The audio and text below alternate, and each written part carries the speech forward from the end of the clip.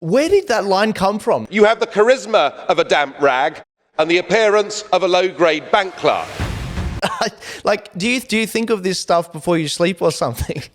So, rule one, if you're going to do public speaking, and so many people say, oh my God, my daughter's getting married next Saturday. I'm terrified. What do I do?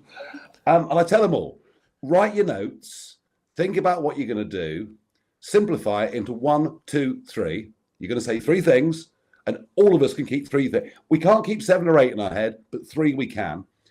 And when you've done the notes and worked on it, tear them up and chuck them in the bin and stand up with your chin up and look into the eyes of the audience. And remember that everybody in the room is on your side. Now, when I spoke on that day, of course, virtually no one in the room was on my side. I'd been out. That event was at 3:00 in the afternoon. And this was the new president of Europe. We were told that somebody was going to be appointed. He would stop the traffic in Washington and Beijing. I kid you not. And it was a job that Tony Blair wanted but didn't get. And instead, we get some reject from a country called Belgium, which most people couldn't even point out on a map. And he was the dullest little man you have ever seen in your life. And I'd sat there and I'd listened to this 17-minute dirge from him. Yeah. Now, the planning for that speech, you want the truth, mostly happened over lunch that day. I went out to lunch with a couple of colleagues, and we went to a little Italian, and we had pasta and a glass of red. And I kept thinking, Herman Van Rompuy. I mean, I'm in politics. I've only vaguely heard of him. No one else has got a bloody clue who he is. So who are you? I thought, yeah, I'm going to ask, what right have you got? Why have you got power over my life? Why are you being paid more than President Obama? Who the hell are you? That was going through my head. As for where you have the charisma of a damp rag came from, I have no idea to this day. It just happened. And, when you speak off the cuff, there's a risk that you might say something silly, but you also might just, without planning, produce a little gem. And that one absolutely caught fire. I'll tell you the rest of the story very quickly. Please, and I will share this on stage in Melbourne. Sure. But so I did it, and they all went crackers. Speaker after speaker getting up saying I brought disrepute upon the place. I should apologize. And of course I just ignored them, And the next morning or that evening, I was called to the president of the Parliament's office at 9:00 the next morning. Now, after a tempestuous time at school, I'm fairly used to, the headmaster's office at 9:00 in the morning. So I go in there and he says to me, he wants me to apologise to Mr. Van Rompuy and his immediate family for the pain I've caused them, apologise to the European Parliament for bringing it into disrepute, and then the funny one, apologise to the people of Belgium for being rude about their country. Well, I could barely contain my laughter at this point. Anyway. Just for context, you called it basically a non-country for people that didn't. Yeah, it is complete non-country, split down the middle. One half speak Flemish, one half speak French. They hate each other. There's no national newspaper. There's no national TV. I mean, the whole thing was a British invention in 1839 to try and stop the French and Germans bashing hell out of each other. It didn't, in the end, work out very well, as we know. But anyway, so I did all this. And he said, if you don't apologise, we will put upon you the maximum fine that the Parliament can put on a member. I mean, so I was about to be fined the same as if I'd been found guilty of corruption, just for giving an opinion. Anyway, I told him where to go and said, fine me, that's fine. Couldn't care less, mate. And I walk out, and there's like 30 photographers there. They've tipped the press off. And the press all think that I'm going to back down. The press all think I'm going to apologise, wear sackcloth and ashes. And they're all screaming, have you apologised? Have you apologised? And I put my hands up. And I said, ladies and gentlemen of the press, there are times in life when a man goes too far and he has to admit he's done wrong. And I apologise now to bank clerks all over the world for any offence I might have caused them. It was a lot of fun. Gentlemen, please. Oh dear. Nigel, Can I ask you about the difference in COVID response and government overreach, and the social and difference in public sentiment between the UK and Australia? What do you think the difference is there?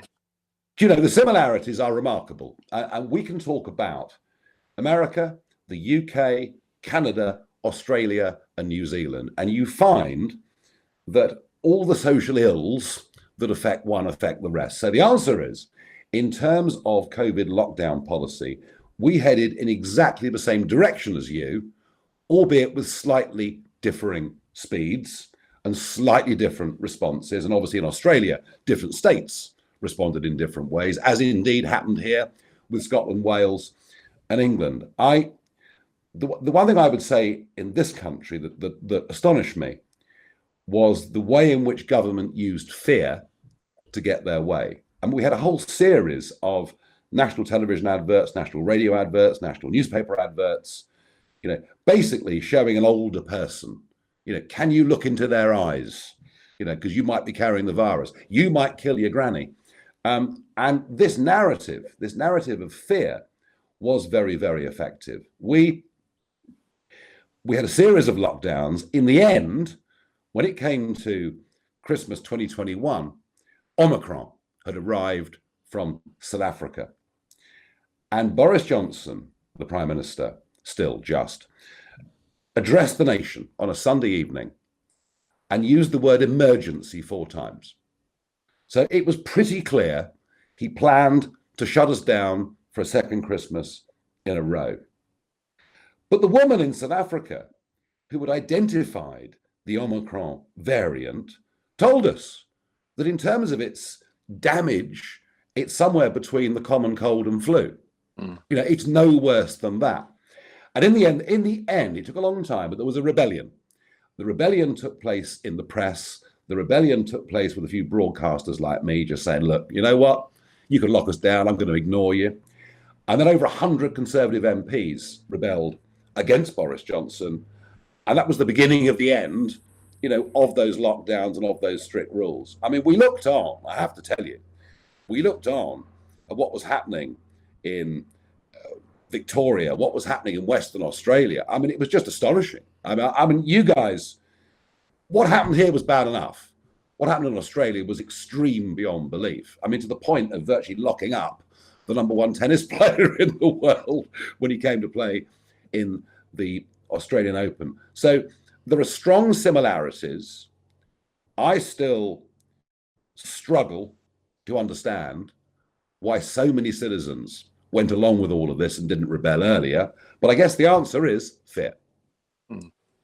Yeah, thanks for that. It's nothing much has changed here, unfortunately. I'm glad you're back to some normality in the UK, but we seem to be still treading water here.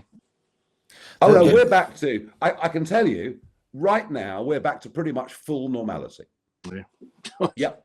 Yep. No. Life now is exactly as it was before the pandemic. There are 1 or 2 changes of behaviour that have happened. I mean, people have got in. People aren't going to the pub as much as they used to, which I think is terrible. I think it's terrible. I mean, the pubs are the backbone of our country and of all debate. But no, life is. I was at Lord's on Friday for the cricket, where we got walloped by South Africa. And life was going on as if it was 2019. So no, I'm pleased to say we're pretty much free of everything. There are still, of course, for those that want to travel abroad, there are still issues around whether you've been vaccinated or not. But, you know, I had the 2 jabs. All right. I had the 2 jabs because I'd grown up with BCGs and measles vaccinations, and I kind of stupidly thought, well, if I'm vaccinated, it means I can't catch it. When it came to the booster campaign, I was astonished. I had 3 letters through the post telling me to get the booster. I had texts. I had phone calls on my cell phone. I had emails. A real attempt to get me to take the booster. That wasn't just because it was me. That was happening to everybody. And in the end, what I did was I had a public debate about it on GB News. I had 3 separate doctors over the course of a week come on and tell me why I should get the booster. And I asked them all, if I have the booster, does it stop me catching COVID? No. Okay. If I have the booster, does it stop me passing on COVID to my elderly parents? The answer was no. So why should I have the booster? Oh, because if you get COVID, you'll be less ill. I said, well, surely that's my choice and not yours. So I didn't have the booster.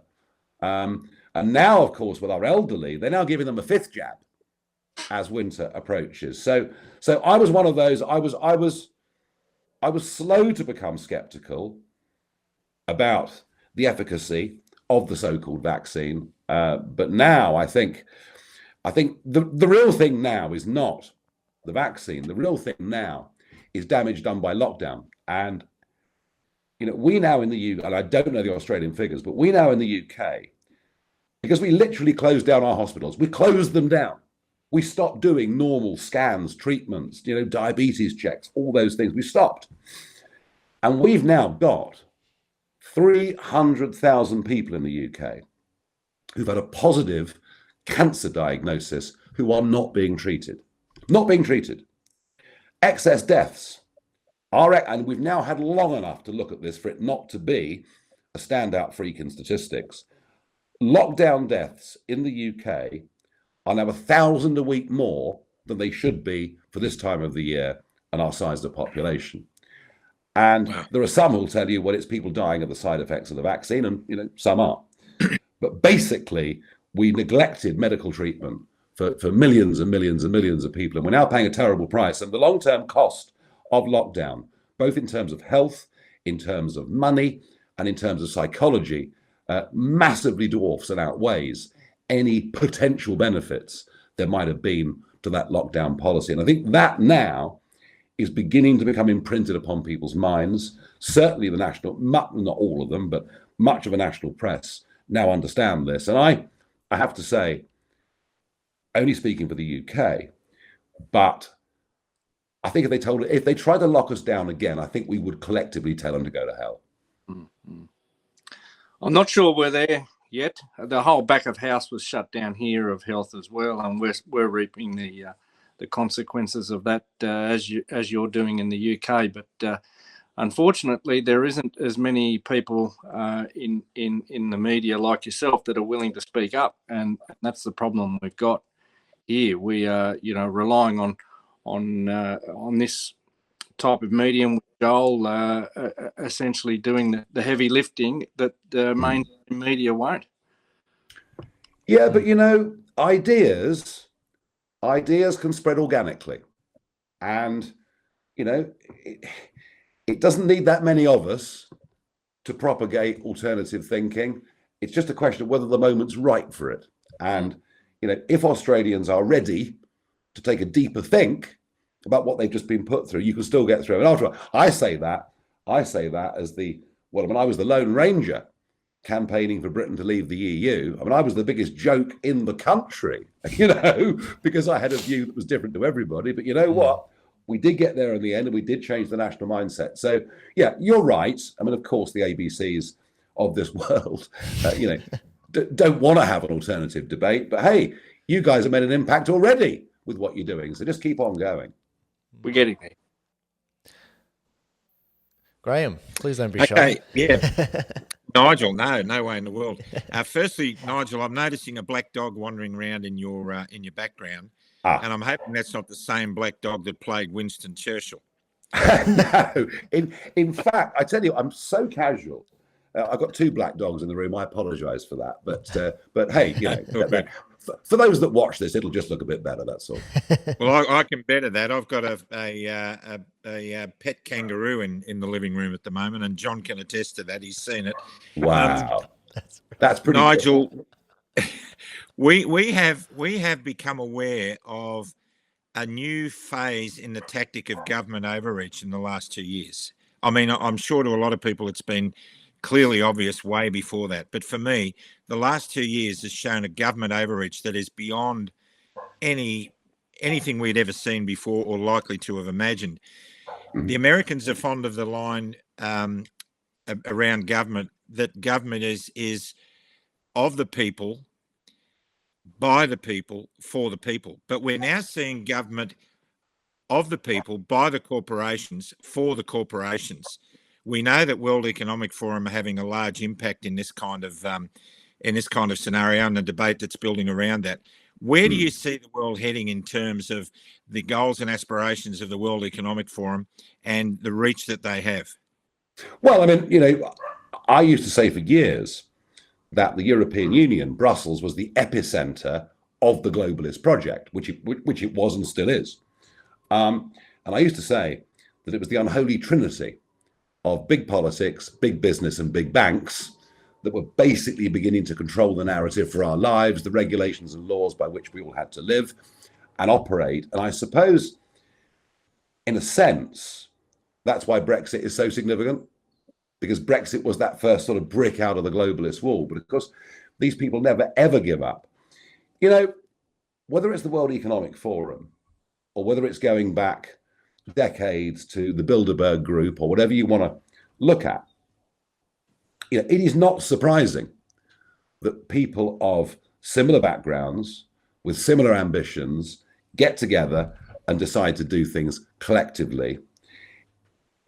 It is also not surprising that for those who are in active politics, they're all looking, once they've finished active politics, to make quite a lot of money. And how do you do that? Well, you do it through the global corporations. I mean, look at Theresa May, our Prime Minister for a couple of years, possibly the worst in our history. I mean, she can barely string a sentence together.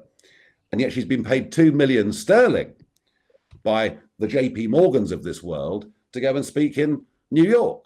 Now, as Donald Trump said, he said he'd pay good money not to hear her. I'm with him. So yes, we do have this phenomenon of governments and corporations and much of the media too, all acting in concert. So I don't think we should underestimate the threat that we face in any way at all. And whether this takes the form of the Great Reset or whatever it is, I don't know. I mean, none of us really know ultimately what shape it takes. But as I said at the start of this chat, if you look at the 5 older, developed English-speaking countries, America, UK, Canada, Australia, New Zealand, you will see that basically, in many areas, our governments are behaving identically. And the companies that influence much of this are, of course, the same companies, because they're giant multinationals. Are people ready to hear these arguments? Well, I think on that. I mean, I think when it comes to taking away our freedoms, I think the audience is ready to listen to us. When it comes to explaining how and why those freedoms have been taken away, let's be frank, we've got a lot more work to do.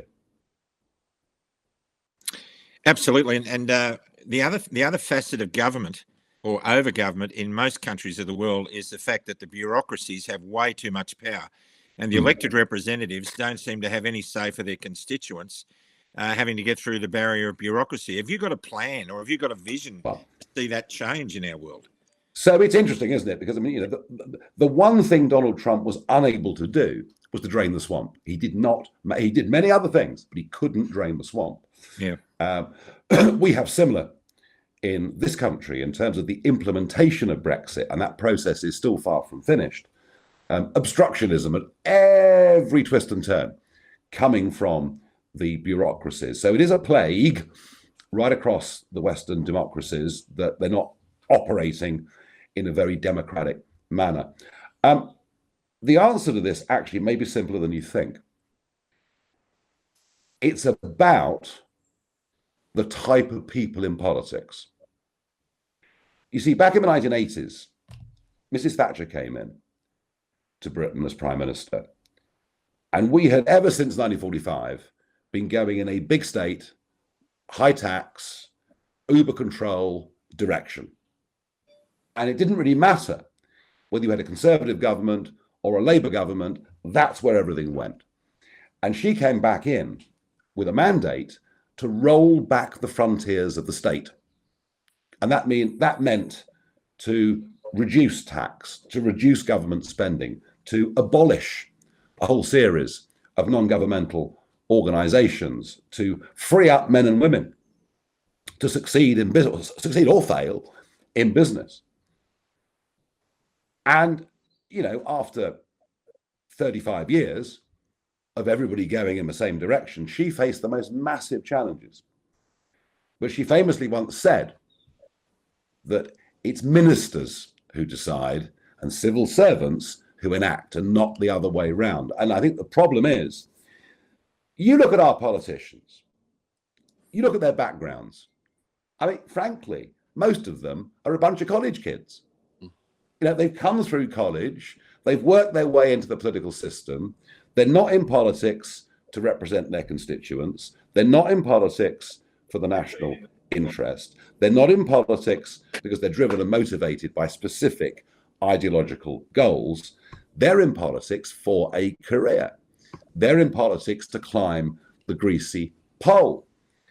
And Australia has a particular problem with this, if I may say so as an outsider. And it's this.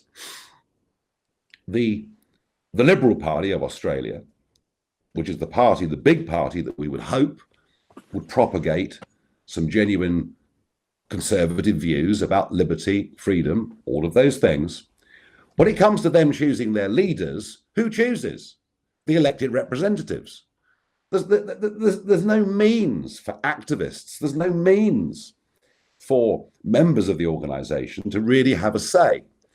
And so what keeps happening is the Australian Liberal Party keeps picking people who are frankly centrist or even in some ways left of centre, as opposed to genuine conservatives. And this is something that we can do things about. You know, we've got to make sure that our so-called conservative parties are actually conservative. And when they are, I think you'll find that different people, you know, not just careerists, but people who want to do stuff and change stuff and be radical in the proper sense of that word.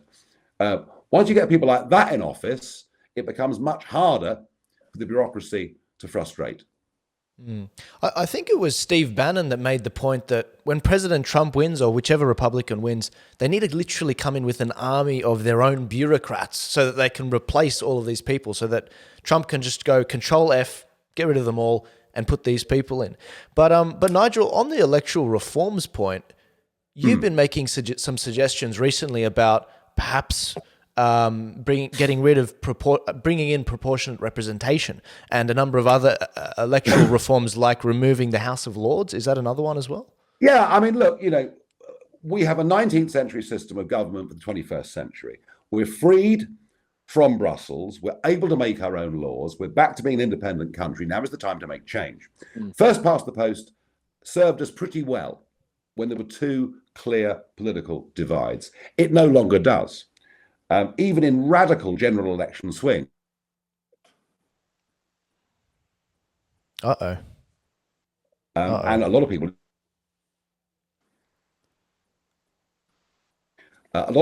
just don't bother to register because they just can't be bothered with it.